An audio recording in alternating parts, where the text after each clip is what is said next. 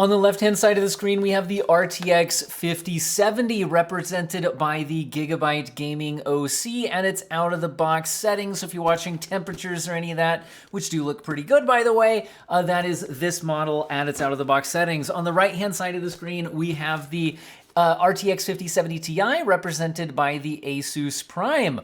Also running pretty cool. It does draw a bit more power and we are noticing slightly higher temperatures, but nothing concerning. But the main point here isn't these particular models, it's just how do these perform and is it worth spending, quite frankly, a lot more money on the Ti version? Well, you go from 12 gigabytes to 16 gigabytes, and how much does that matter? Well, it really might depend on what sort of settings you're using, which is why I just ran, quite frankly, too many benchmarks. This is everything that I tested here. Actually, I tested a few frame generation things as well, which we'll look at in side-by-sides, which I'm actually not using in bar charts because I don't think frame gen is really a good fit for bar charts.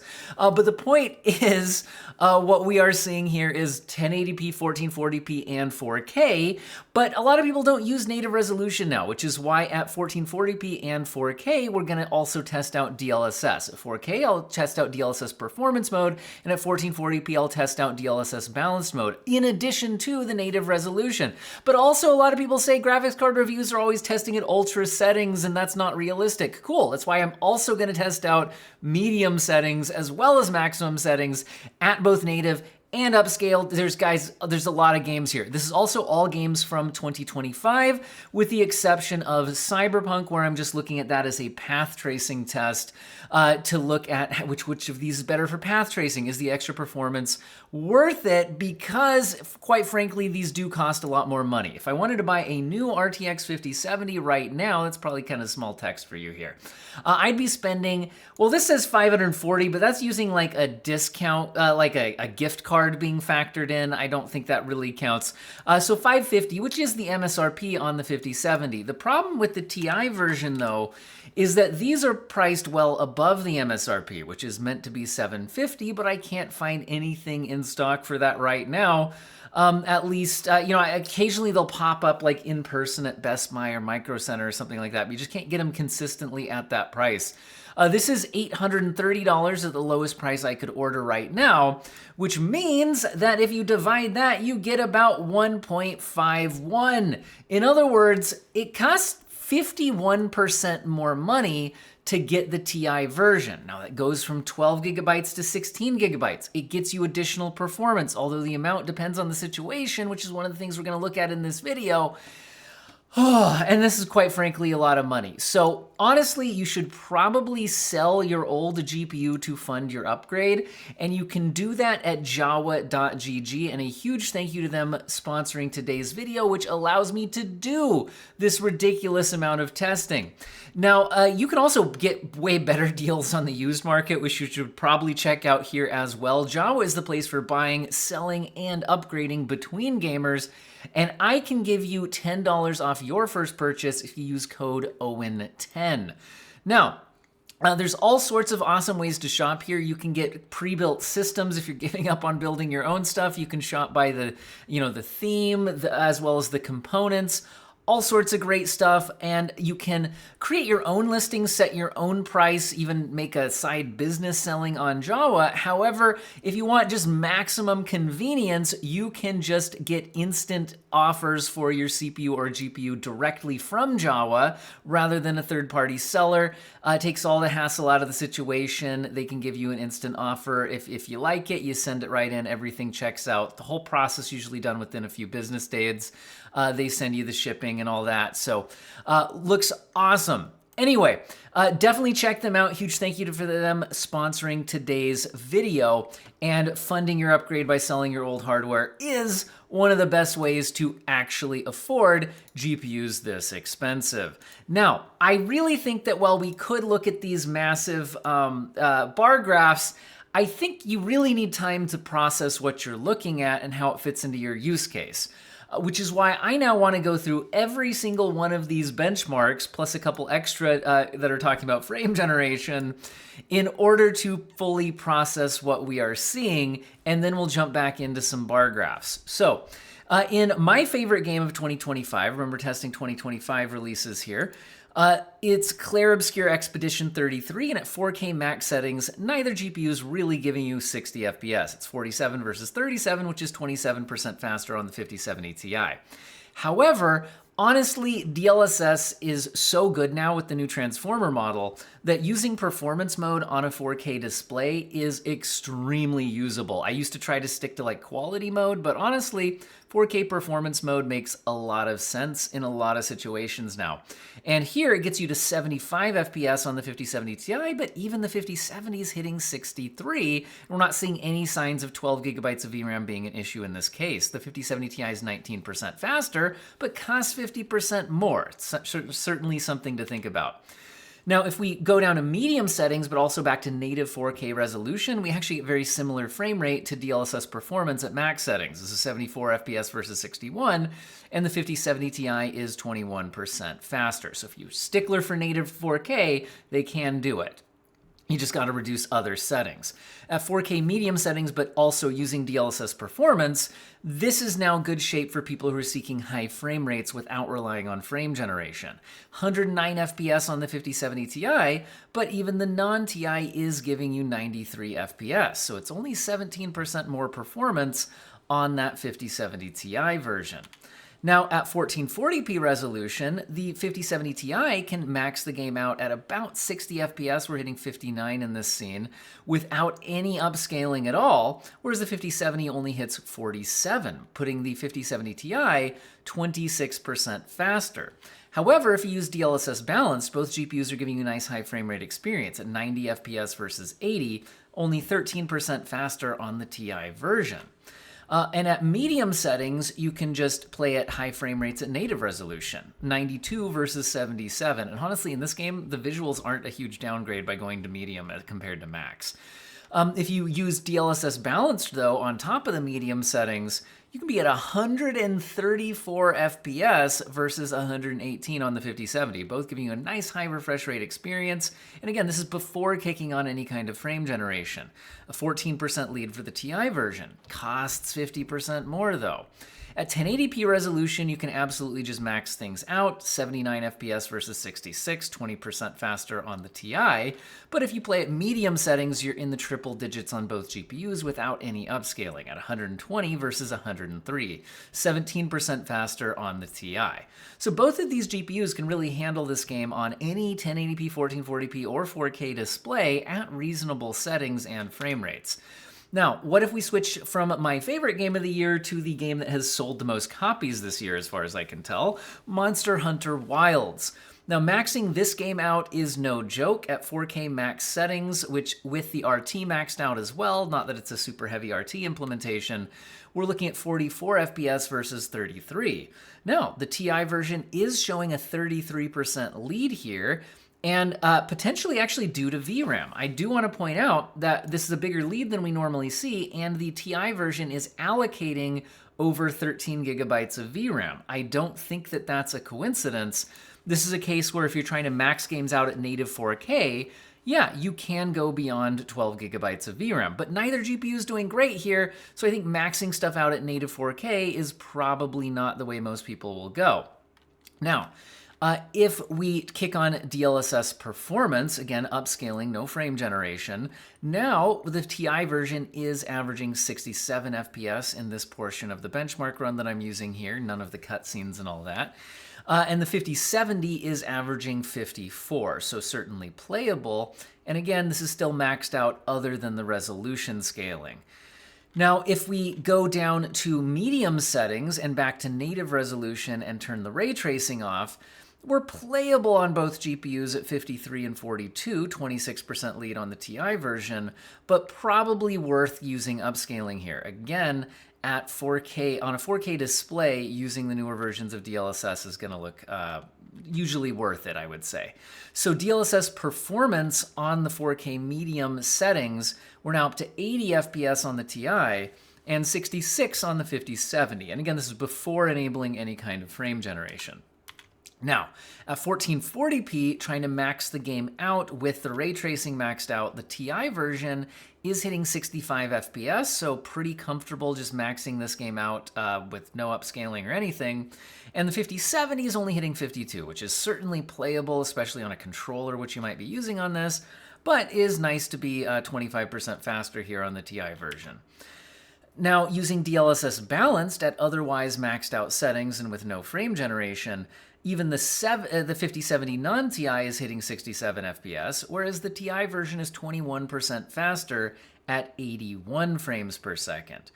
Now, if we instead drop to medium settings and turn ray tracing off, we're now hitting very similar frame rates to the upscaled maximum settings at 77 FPS versus 64. So if you are one of the people who just don't want to use upscaling, first of all, you might want to consider one of the AMD options, but if you're not using upscaling, because I think DLSS is one of the main selling points here for NVIDIA versus AMD. But anyway, you can not max this game out, but you can play this game at a native 1440p if you are at the medium settings and still get a healthy frame rate.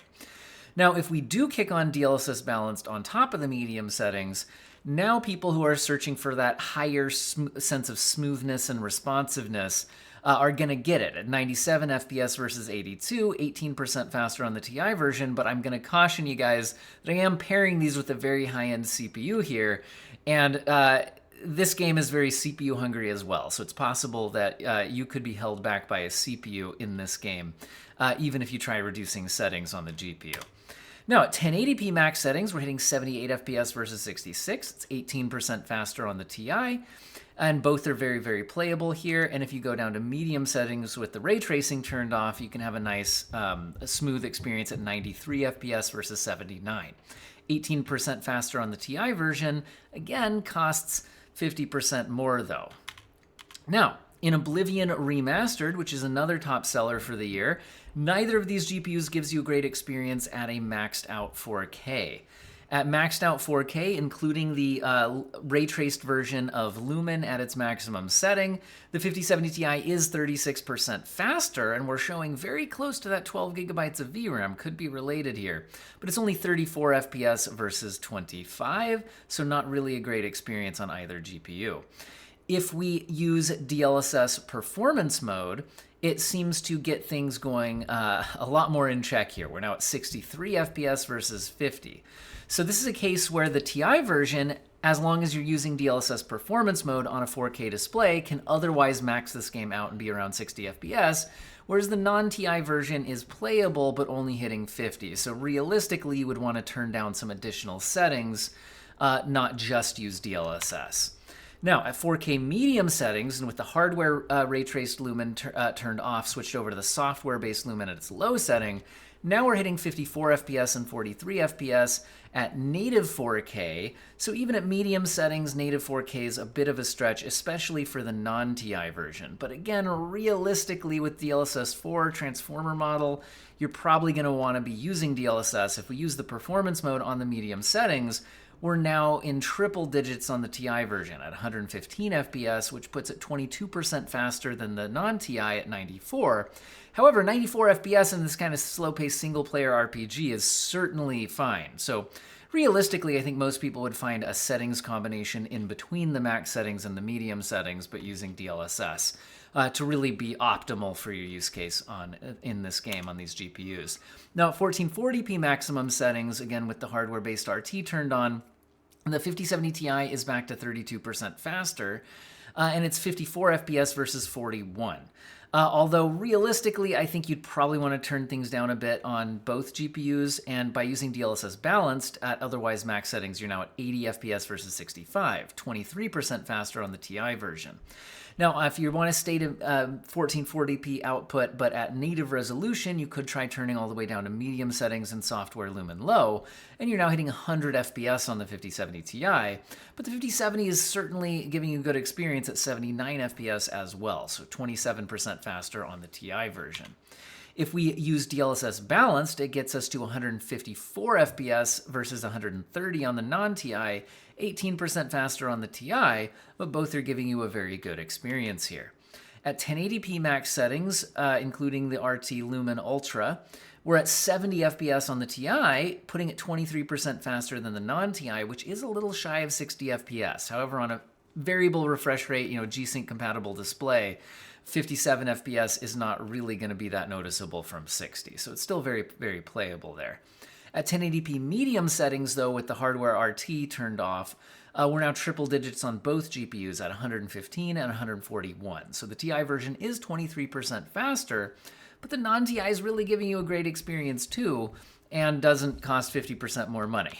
In Doom the Dark Ages, at 4K, what used to be the max settings, I did the benchmarking before the recent path tracing update, so do keep that in mind. But otherwise maxed out, we're at 53 FPS versus 41, so 29% faster on the Ti version. And using DLSS performance mode gets things all the way up to 94 FPS versus 76. 24% faster on the Ti version, but even the non-Ti version is doing absolutely fine here, as long as you're willing to use DLSS performance mode, which again, with the newer transformer model, I really think makes sense. Realistically, even on, I game on a 5090 because I'm a spoiled YouTuber, and I still on a 4K display use DLSS performance quite a bit when it has the transformer model available. Just because it gives lots of performance with almost no image quality loss in most situations. Now, using 4K medium settings, we're at 58 FPS versus 45 on the non-Ti. So if you're trying to play at native 4K, then medium settings help, and the Ti version is a lot more at home, 29% faster here and much closer to 60 FPS. But once again, if you use DLSS performance mode, you just get this massive performance boost and the image still looks quite good. So we're now 102 FPS versus 83, 23% faster on the Ti version, but both are giving you a good experience. And again, this was without any frame generation turned on. Now, if we go to 1440p Ultra Nightmare settings, wait a second, did I skip the native res here? Just a second, let me play this through without skipping so far ahead. Okay, I think we'll get 1440p, there we go. So 1440p Ultra Nightmare settings, again, the maximum non-path traced settings in this game. We're getting 91 FPS versus 73, 25% faster on the Ti, but both are quite good, and using DLSS balance makes it 124 versus 105. Turning down to 1440p medium settings, we're seeing 99 FPS versus 80, so 24% faster on the 5070 Ti, and using DLSS balance makes it 136 versus 116, 17% faster on the Ti, but both are giving a good experience. 1080p Ultra Nightmare is 120 versus 100, so 20% faster on the 5070 Ti, and the math is easy. And the medium settings make it 132 versus 111. So realistically, both GPUs can do a good job on all the monitor resolutions here. However, check this out. Why is the 5070 Ti 85% ahead of the 5070 here? Because we are well beyond 12 gigabytes of VRAM. Check it out. We're at like 15 gigabytes of VRAM here. Now, realistically, though, are these settings you're going to use? Even the Ti version is only hitting 37 FPS maxed out in Spiderman 2. Very high settings with the RT maxed as well. So a huge lead for the 16 gigabyte card because it has 16 gigabytes, but not necessarily at realistic settings. However, wait a second. If I kick on DLSS performance mode, now these actually become realistic settings on the 5070 Ti. It's hitting 73 FPS average and the frame time graph looks pretty good. This is perfectly usable. However, the 5070 non-Ti is still at 31 FPS, has an awful spiky frame time graph because, again, we're trying to use 15 gigabytes of VRAM here, at least allocated in 13 gigabytes per process usage. And so, yeah, it's absolutely making a difference. So are there situations right now where 12 gigabytes matters versus 16? Yes. However, you can also turn down graphics settings. For example, if you go down to 4K medium settings, both these GPUs are actually pretty playable at a native 4K resolution. 73 FPS versus 56, so it is still 30% faster on the Ti version, but it's still playable on the non-Ti. Using DLSS performance gets it to triple digits at 146 versus 117, 25% faster on the Ti version. And what if we're playing at 1440p max settings? Well, here the Ti version has a 36% lead in the averages, but a 50% lead in the 1% lows and a smoother frame time graph. And look, we're reporting a 13 gigabytes of allocation at least, So some signs that there are some VRAM related issues here on the 12 gigabyte card. And the TI version is hitting 64 FPS versus 47 on the non-TI version. And again, it's really, especially in the 1% lows, where we're noticing a larger gap, I think due to that VRAM issue. Now, using DLSS balanced gets the TI version up to 101 FPS versus 76 on the 5070, which is still perfectly playable. But once again, we do get a smoother frame time graph on the TI version, and it's 33% faster, which is a bit above our typical result. And the 1% lows are reporting 43% faster at 76 versus 53. So again, this is a sign that even at 1440p resolution, the 12 gigabytes it seems to be a bit of a problem. Not disastrous, but a bit of a problem. At 1440p medium settings, the lead drops to 25%, and both GPUs are hitting high frame rates, triple digits at 130 versus 104.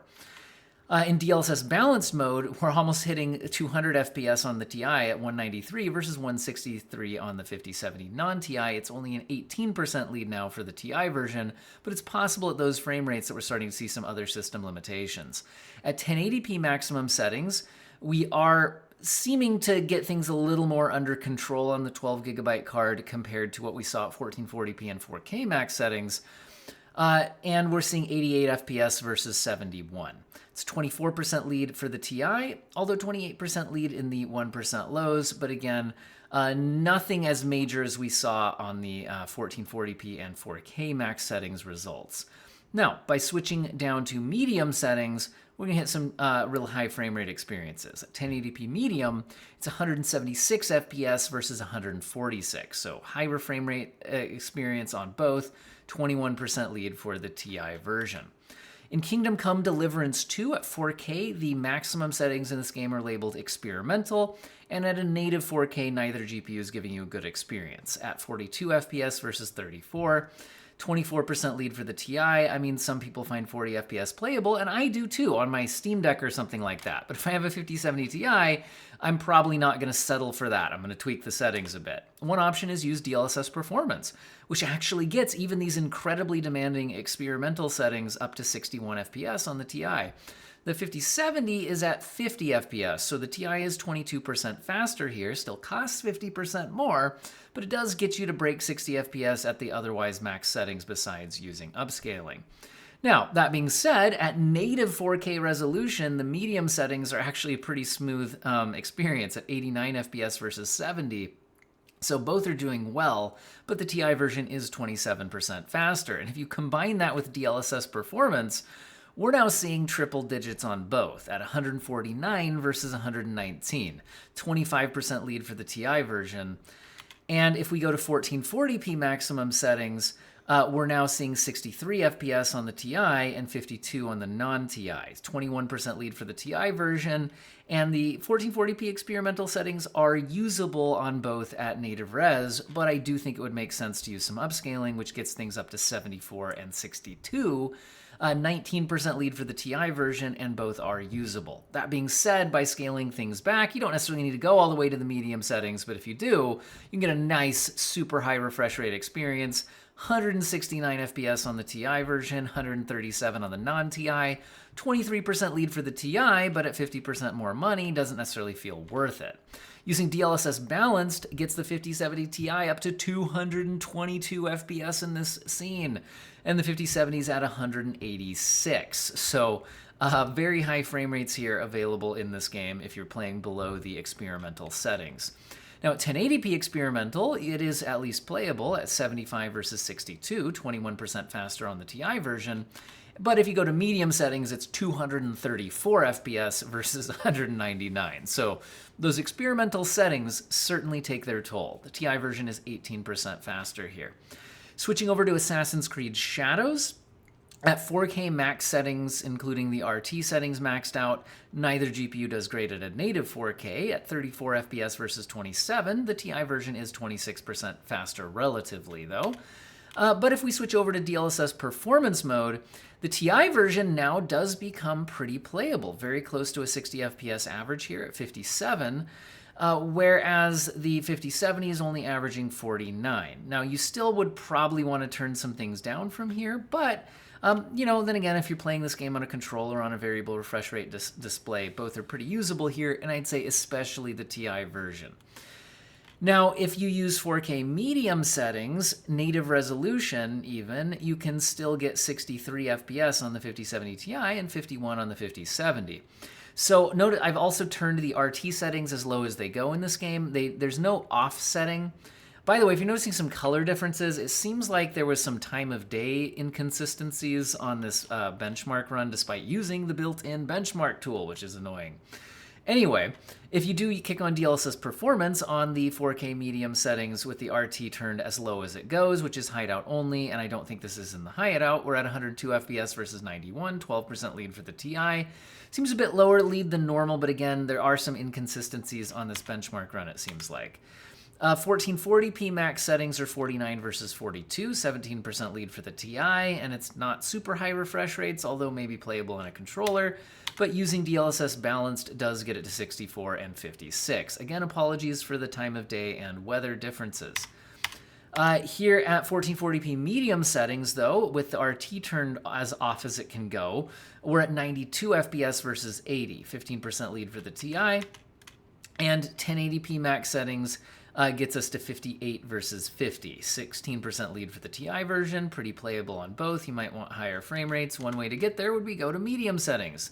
And at 108 versus 98, 10% lead for the Ti, but certainly very playable on both.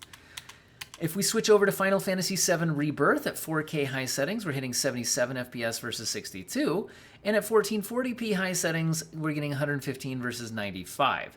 I'm not going any lower than these settings because this game has a 120 FPS frame rate cap, and the Ti version is already right almost there.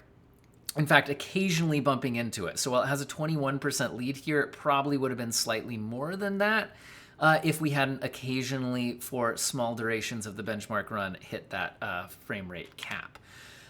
Now, this review was mostly focused on games from 2025, but I did want to test out path tracing, and I think Cyberpunk is still, in my opinion, the most compelling path tracing title. At 4K RT overdrive, even using DLSS performance, neither GPU can average 60 FPS.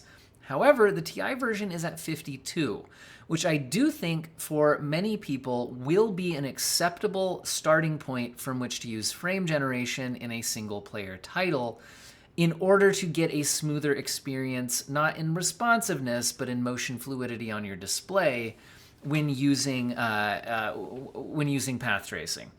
Now, I could have tested out ×2 mode or ×3 mode. I just went with let's just kick it to ×4 mode and see what it can do. So using ×4 mode frame gen with DLSS performance upscaling on the RT overdrive with a 4K monitor output, we do see the 5070 Ti hit 161 FPS.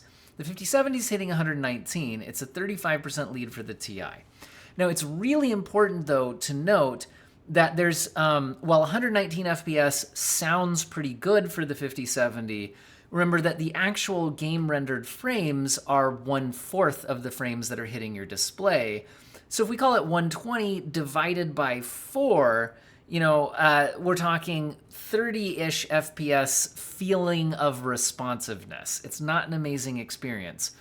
Whereas the Ti version is more like 40-ish FPS feeling of responsiveness, again, improved by NVIDIA Reflex and things like that, where one of these might feel a little more acceptable to you in responsiveness. Now, it's still not really ideal on either one, in my opinion. Now, in 1440p, though, using DLSS balanced, the 5070 Ti can hit 77 FPS, whereas the non-Ti version's hitting 58, which is perfectly usable, but 77 certainly feels a lot more responsive, looks a lot more fluid, especially if you're not going to use frame generation. And it is giving it a 33% edge here on the Ti version. Now, both of these are at reasonable base frame rates from which to use frame generation, so if we try that out here with the ×4 mode, the 5070 Ti is now able to hit 228 frames of motion fluidity on your display. Remember again that about 1/4 of that is your responsiveness. So the game's responsiveness is going to feel like kind of, you know, between 50 and 60 FPS. It feels perfectly fine in a single player game. Just don't expect, like, if you're used to playing, you know, competitive games at over 200 FPS and you know what that feels like, that's not what this feels like. But this does feel perfectly acceptable, in my opinion, in a single player title, and it looks very, very smooth on a 240 hertz display. The 5070 is not doing too badly itself at 177, although you will, again, notice some responsiveness differences between the two, that kind of a thing. Now, that's all of the tests that I ran. It's a lot. So, what are my final thoughts? Well, one bit, I mean, okay, we can look at a lot of graphs. Maybe we should look at some graphs and then get some final thoughts. So this is, again, the average FPS in all the tests. The 5070 Ti version is in blue, the non-Ti version is in red, and this is so many benchmarks that I think it's a little hard to process. So we're gonna sort this information in a few different ways. One thing we're gonna do is first use it to produce a percentage differential game by game and then an average percentage differential. So that's what this chart looks like. So now the numbers on the charts are not frames per second, it's the performance advantage for the Ti version. For example, in Spiderman 2 at 4K maximum settings, with upscaling, we're now 135% faster. Notice, by the way, that I think I had so many things on here that not every name is actually getting, like, my software just wouldn't even process putting a name on every single one of these. So unfortunately, that is going to be a tiny issue here on some of these. But the point is, these are the percentage differentials. The numbers are all correct. And it's establishing that the Ti version is 24% faster. Now, what does that even mean, and why are a couple of these so big? The big differences were when we ran out of 12 gigabytes of VRAM in a pretty extreme way, but that really only happened in Spiderman 2 at maximum settings at 4K. 1440p showed some signs of spilling over 12, but in a less catastrophic way. But speaking of resolution differences, I think that's going to be the next thing we should look at, because so if you're buying these GPUs, you might have a 4K display, a 1440p display, a 1080p display. Heck, you might even have ultra-wide, in which case, like, if you're at 3440 by 1440, probably look at kind of in between my 4K and 1440p results. Anyway, the point is, let's talk about it. So if you were on a 4K display, then these numbers would be the ones to pay the most attention to. Now, this is not just native 4K results. It also includes like DLSS performance as well. So that's like 50% per axis resolution. So the good news here is that the 5070 Ti, at least when you're using DLSS, can give you a good experience in every game I tested, including at maximum settings, but as long as you're using upscaling. Now, if you look at the native resolution results, these are often pretty underwhelming experiences. But honestly, even the 5090 isn't always hitting high frame rates at native 4K. The maximum settings in games these days are really designed with upscaling in mind, especially if you're talking about 4K resolution on your monitor. The good news is with the DLSS 4 transformer model, I think that especially the 5070 Ti is a very appropriate choice for a 4K display. The 5070 I would consider more of a budget 4K option. I don't think that it's completely out of the question, but there are certainly more cases where you have to do more than just go to DLSS performance mode. Sometimes you have to turn down other settings as well. The 12 gigabyte VRAM buffer is going to be way more of a concern at 4K than it is at 1440p or 1080p. And so I would say that if you're on a 4K display, the Ti version may actually justify the additional cost. It's just a lot more home there from a VRAM perspective, and that a little bit of additional performance headroom is often the difference between getting to that 60 FPS plus on max or near max settings and not. So I think, but I think the 5070 certainly could be used on a 4K display. You're just going to have to be a lot more conscious about the graphic settings you're using. But it can absolutely, if we look at the more medium results here, the red line is often well above the 50 FPS line here. It's just usually when you're using upscaling plus reduced settings on a 4K display. So you just have to be realistic about these things. But this is in the latest titles. If you play older stuff or whatever, primarily, or esports games, the 5070, especially using DLSS performance mode, could do fine on a 4K display. If we want to look at the percentage differential at 4K, it's 29%. So it's certainly above the just overall average of all of the tests. So at 4K, I'm seeing a 29% average advantage for the 5070 Ti, and now due to scaling, cutting down to just 4K results, you can actually see the name of everything easily here and all of that. No, it's not always 29% faster, but and there's these couple of outliers where, again, that 12 gigabytes of VRAM does run out sometimes, especially on a 4K display. So just something to be aware of, but usually, again, that's at maximum settings. Now, let's switch over to what I think is a more common monitor resolution, and that's 1440p. So this is all of my 1440p tests. Again, the 5070 Ti in blue, the 5070 non-Ti in red. So here, again, we're using 1440p native, as well as upscaling. The upscaling is DLSS balanced, so 58% per axis rendering resolution. And we're using maximum settings as well as medium settings. You can see that in the vast majority of situations, including native 1440p maximum settings, the vast majority of the time the GPUs are above the 50 FPS line, which I would deem on a variable refresh rate display as pretty good in single-player AAA titles. Again, a lot of people will want more. And there are some cases where especially the 5070 is falling short of that 50 FPS line where I think you wouldn't be super happy with the situation. But that's usually at maximum native resolution. So if you then look at the upscaling results, even the 5070 non-Ti, if you're using DLSS, again, not frame generation, just DLSS upscaling, is generally an extremely happy situation for even the biggest titles at maxed out settings, other than using some DLSS upscaling. With the transformer model, that looks pretty good. Now, if you want a higher refresh rate experience, again, turning down to the medium settings and or using upscaling can generally get you there, and we're seeing quite a few situations where the GPUs can hit around 100 FPS, or at least closer to it. But if you're seeking those, higher refresh rate experiences, the Ti version, getting that little extra percentage, certainly is helping out there at times. But I think on a 1440p display, it's not unreasonable to get the Ti, but the 5070 is much more at home than it was on the 4K display. And now it's really just more like the Ti is diminishing returns. You're spending 50% more money, and how much more percentage are you getting? Well, if we jump to the percentage differentials here, the Ti version is averaging only 22% faster in my 1440p monitor results, meaning 1440p native plus and the upscaled results combined. So it's only 22% faster on average. You're spending 50% more. You're getting more VRAM, which I do think is going to help with its longevity.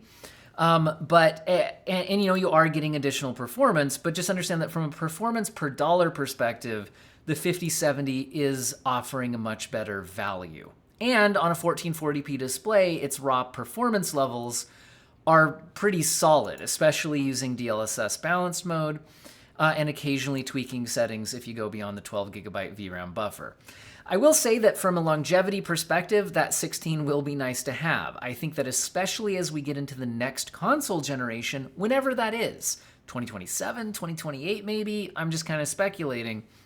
And that's when I would guess that there would be a generational leap in game design targets, targeting higher levels of VRAM. Presumably new console generations will have more VRAM, and a lot of game design targets will be around that. But I also anticipate a long cross-generational period where, I don't think a 5070 is going to be unusable at 1440p anytime soon, as long as you're willing to turn down settings occasionally, and as time goes on, more so.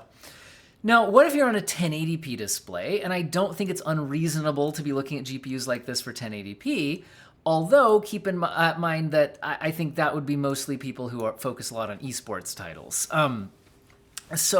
At 1080p, I'm mostly testing AAA titles here, but just keep in mind that both of these GPUs are going to crush esports titles, which might mean the TI version's a bit of a waste, from a value perspective, because esports titles are not going to tend to go over 12 gigabytes of VRAM, and the 5070 non-TI is going to be just fine. That being said, just on a 1080p display, even if you are focused on AAA titles or you play both, both GPUs are giving a good experience. We only see one instance of only hitting about 50 FPS, and that's on the non-TI version in Assassin's Creed Shadows with everything absolutely maxed out. But again, you could use slightly tweaked settings or kick on DLSS quality, which I didn't test here because I was already running over 70 benchmarks and 1080p native seemed reasonable. But DLSS quality, honestly, with the new transformer model looks fine on 1080p. That'd get you there. So I think both of these GPUs are perfectly fine for 1080p. I do feel like pairing the TI version starts to feel like a bit of a waste at 1080p because the 5070 is going to be mostly going to be completely fine. Let's just put it that way. Sure, it's always nice to have the additional performance and nice to have the additional VRAM, but it's getting hard to justify that 50% price increase at current pricing for a 1080p display, in my opinion. Now, it is also important to note that this video is just focusing on these two GPUs. There's AMD options in here with the 9070 and 9070 XT, and those, depending on your use case, are certainly worth a look, but I have separate videos focusing on that. I do know that some people are just going to be buying NVIDIA, and they're going to wonder, should I buy the 5070 or the TI?